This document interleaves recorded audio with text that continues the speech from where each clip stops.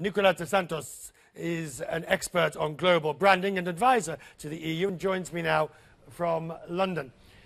Well, I suppose, you know, the initial, when I read your report and I saw the conclusions, my first thought was, tell me something I don't know. Europe works at one level, but as a touchy-feely, everybody loves it, it's a shambles.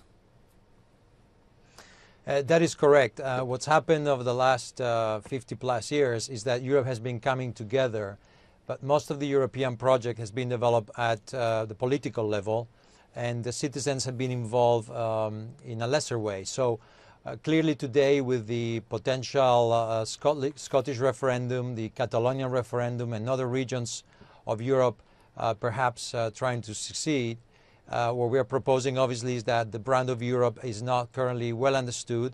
As you mentioned, well, it's a complex thing to understand. Right, but Scotland isn't a particularly good example because Scotland is hoping very much to secede from the UK, but would very much like to remain part of the EU. So Scotland is hoping to have its cake and eat it. But let's not get into the Scottish issue. What does Europe need to do?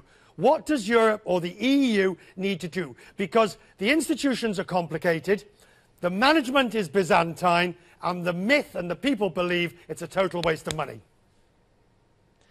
Well, Europe is a great product, but it has not been sold very well. I mean, for us, the European Union is a result of the end of the First World War, the Second World War. After the Second World War, the European Union has managed to keep peace in Europe.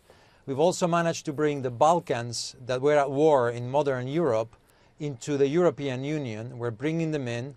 It's unfinished business, but at least we know the Balkans are coming in. So we're avoiding wars in Europe, which we recently have, if you remember, the Bosnian wars and the Balkan wars. And obviously we believe that a stronger Europe is a more powerful force and makes each individual nation in Europe more strong. Nobody denies that, but if you denies that? Right, but not say nobody denies that, but if you look at the shambolic way in which they dealt with the economic crisis, the meetings, the midnight summits, the long, tortured negotiations, Europe needs to understand, surely, that it is not working as efficiently as it could do.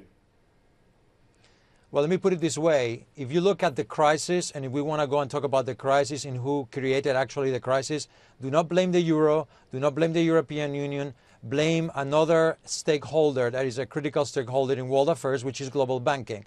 So if you want to talk about European issues, let's start talking about banks. So for me, the most important factor is imagine if we had not had a European Union capable of coming together to solve this crisis. We had to deal with independent nations. We would have had a disaster. I don't. We'll have to discuss that. We'll have to discuss that on another day because I'm not sure I agree with you on that, having watched the way and having covered it day by day. But we'll save that for another day, sir. I ask for your understanding that we are out of time. Thank you for joining us. Tweet me at Richard Quest on the question of does Europe have an identity crisis, or does it actually have a structural crisis?